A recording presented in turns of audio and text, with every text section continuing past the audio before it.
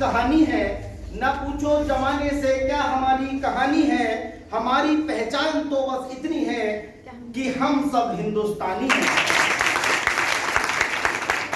देखो, हमारा देश 15 अगस्त 1947 को पूर्ण रूप से आजाद हो गया था।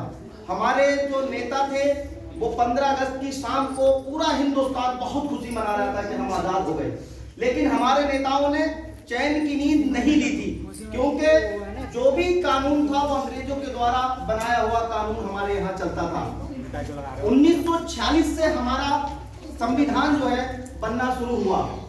सबसे पहले जब इंग्लैंड का हमारे यहाँ राज चलता था, इंग्लैंड के लंदन शहर में जर्मनी ने दिनों रात में इतना बमबारी की 15 दिन तक कि पूरा इंग्लैंड जो था परेशान हो गया। तो वहां के जो प्रधानमंत्री थे पहली सरकार के, कंजरवेटिव पार्टी की सरकार थी, जिसके विंस्टन चर्चिल जो थे प्रधानमंत्री थे, बहुत परेशान थे। और जो विरुद्ध में सरकार थी, विरुद्ध जो विपक्ष पार्टी होती है, वो जो थे क्या बोलते हैं, लेबर पार्टी की सरकार थी। तो जो लेबर पार्टी की सरकार थी, क्लीमेंट टेटली नाम के शख्स थे जो उस पार्टी को लीड करते थे।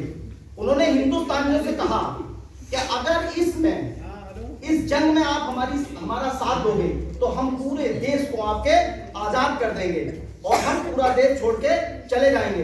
तो सब उन्होंने क्या किया, अपने 3 कैबिनेट मंत्री, वक्त की बात ये हुई कि जो दूसरी वाली पार्टी थी उसकी वहां पे सरकार बन गई और उन्होंने अपने 3 कैबिनेट मंत्री भारत सरकार को भेज दिए।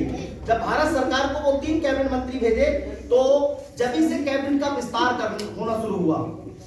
और हमारे यहाँ उस समय देश में जो था इलेक्शन नहीं होता था, प्रत्येक 10 लाख लोगों पे एक एमपी चुन के भेजा गया, जो लगभग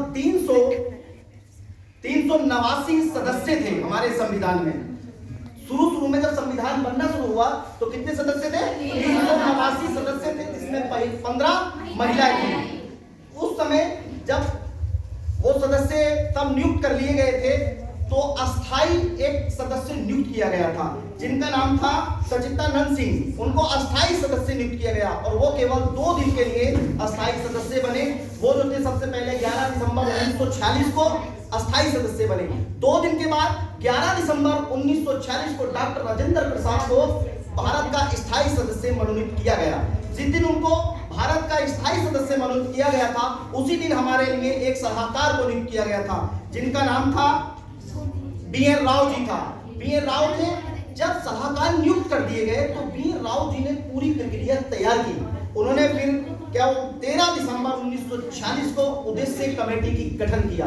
उद्देश्य कमेटी के गठन जब किया तो उसके अध्यक्ष कौन थे? जो हमारे भारत के पहले प्रधानमंत्री थे, पंडित जवाहरलाल नेहरू।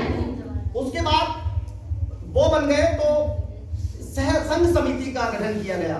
संघ समिति का गठन किया तो संघ समिति के अध्यक्ष भी हमारे पंडित जवाहरलाल नेहरू थे। उसके बाद अल्पसंख्यक समिति का गठन किया गया, प्रांतीय समिति का गठन किया गया और मूल अधिकार समिति का गठन किया गया, जिसके अध्यक्ष थे सरदार वल्लभ भाई पटेल। उसके बाद सबसे लास्ट में किसी भी जब संविधान की पूरी प्रक्रिया समितियां बनकर तैयार हो गई तो डॉक्टर भीमराव अंबेडकर जी को प्रारूप समिति का अध्यक्ष मनोनीत किया गया और हमारा संविधान 26 नवंबर 1949 को बनकर तैयार हो गया था। अब ये 26 नवंबर 1949 को बनकर तैयार हो गया था। हम संविधान दिवस 26 नवंबर को ही मनाते हैं, ये सबको पता है, 26 नवंबर को ही मनाते हैं हम संविधान दिवस। लेकिन हमें 26 जनवरी को ध्यान में रखना था, क्योंकि लाहौर अधिवेशन में जो पंडित जवाहरलाल नेहरू थे, उन्होंने 1930 में पहले ही घोषणा कर दी थी कि हम प्रत्येक 26 जनवरी को स्वतंत्रता दिवस के रूप में मनाएंगे। हमें उसको भी ध्यान में रखना था। इसीलिए 2 महीने के बाद 26 जनवरी 1950 को हमारा संविधान पूर्ण रूप से तैयार हो गया। ठीक है, समझ में आया? उसके बाद ये संविधान हमारा 2 वर्ष 11 माह 18 दिन में तैयार हुआ। जब हम गणतंत्र दिवस के बारे में यहाँ आए हुए हैं तो हमें पूरे संविधान की प्रक्रिया पता होनी चाहिए। ठीक है नहीं? बस इसी बात पे मैं एक सुनाऊंगा आपको कुछ पंक्तियां, उसके बाद मैं अपनी बात समाप्त करूंगा।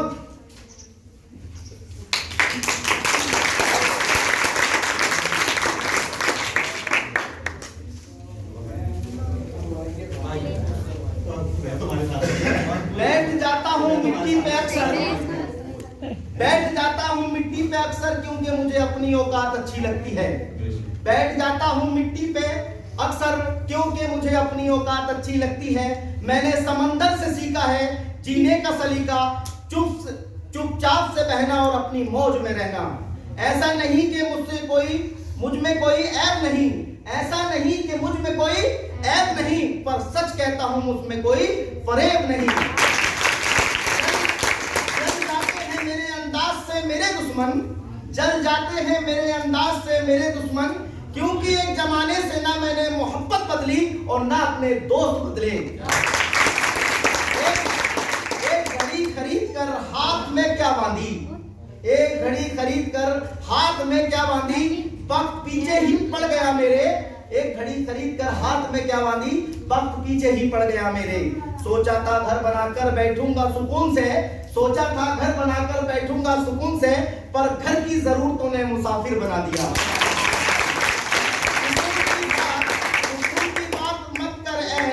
सुकून की बात मत कर ए नदीम, सुकून की बात मत कर ए नदीम, वो बचपन वाला इतवार अब नहीं आता। शौक तो माँ बाप के पैसों से पूरे होते हैं, शौक तो माँ बाप के पैसे से पूरे होते हैं, अपने पैसों से तो बस जरूरतें पूरी होती हैं। एक सवेरा था जब हंसकर उठा करते थे हम, एक सवेरा था जब हंसकर उठा करते थे हम, और आज कई बार मुस्कुराए शाम निकल जाती है। रिश्तों को निभाते निभाते, इतने दूर गए रिश्तों को निभाते निभाते, खुद को ही खो दिया हमने अपनों को साथ लाते लाते।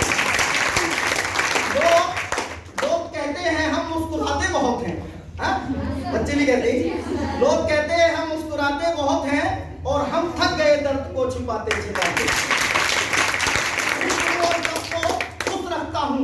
खुश हूँ और सबको खुश रखता हूँ, लापरवाह हूँ, खुश हूँ और सबको खुश रखता हूँ, लापरवाह हूँ फिर भी सबकी परवाह करता हूँ।